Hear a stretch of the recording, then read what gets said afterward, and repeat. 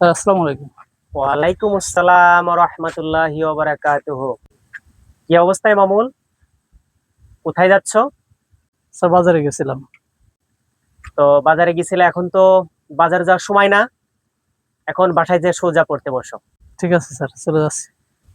একটু আগে যে দৃশ্যটা দেখলেন, এই দৃশ্য দেখে কিছু কি মনে পড়ছে?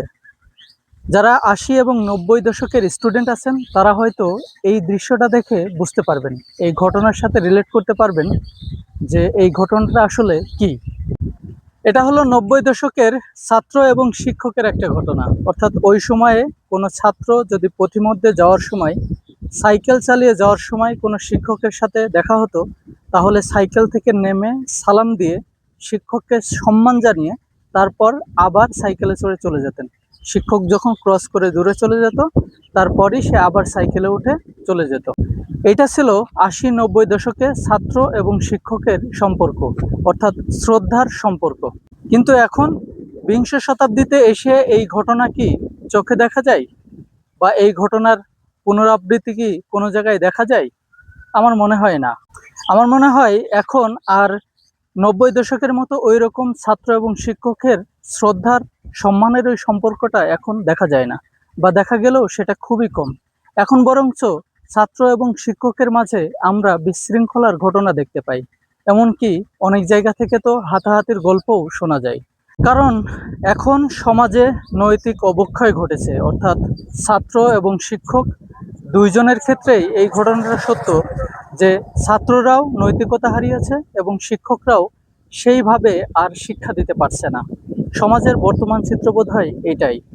ছাত্র শিক্ষকের এই ঘটনা বর্ণনা করতে গিয়ে মনে পড়ছে ক্লাস 5-এ পড়া কাজী কাদের নেওয়াজের লেখা শিক্ষাগুরুর মর্যাদা কবিতার কথা।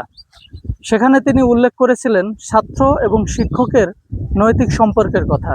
অর্থাৎ ঘটনাটা এমন ছিল যে একদিন দিল্লির সম্রাট বাদশাহ আলমগীর তার প্রাসাদে হাঁটছিলেন। ওই সময়ে তিনি দেখতে পান যে তার ছেলে শাহজাদা তার শিক্ষকের পায়ে পানি ঢেলে দিচ্ছেন এবং শিক্ষক নিজ হাত দিয়ে তার পা ধুয়ে নিচ্ছেন। এমন দৃশ্য দেখে বাদশাহ আলমগীর তখন শিক্ষককে তলব করলেন। শিক্ষক বাদশাহের তলব করার খবর শুনে কিছুটা অবাক হলেন এবং ভয়ও পেলেন যে তিনি কোনো অন্যায় করে ফেলেছেন কিনা। পরক্ষণে বাদশাহ তার প্রাসাদে শিক্ষককে ডাকেন এবং বলেন, আপনি আমার ছেলেকে সঠিক শিক্ষাটা দিতে পারেননি। তাকে শুধু পানি ঢালার শিক্ষা না দিয়ে নিজে হাতে আপনার পা ধুয়ে দেওয়ার শিক্ষাটাও আপনি দিতে পারতেন। তখন শিক্ষক বুঝতে পারলেন যে বাদশাহের কাছে শিক্ষকের মর্যাদা কত উঁচু স্থানে, এবং তখন শাহজাদাও বুঝতে পারলেন যে শিক্ষকের সম্মান কিভাবে করতে হয়, এবং অনুধাবন করলো যে শিক্ষক শুধু বিদ্যা শিক্ষা দেন না, শিক্ষক জীবনের পথ প্রদর্শক। তাই প্রত্যেকটা শিক্ষার্থীরই নৈতিক দায়িত্ব শিক্ষককে সম্মান করা এবং শ্রদ্ধা করা। এই নৈতিক দায়িত্ব এখনকার শিক্ষার্থীদের মাঝে কি দেখা যায়? এখনকার জেনারেশনের স্টুডেন্টদের মধ্যে ৯০ দশকের সেই স্টুডেন্টদের মতো শিক্ষকদেরকে সম্মান করতে কি দেখা যায়? কমেন্ট বক্সে আপনাদের মন্তব্য মতামত জানাতে পারেন।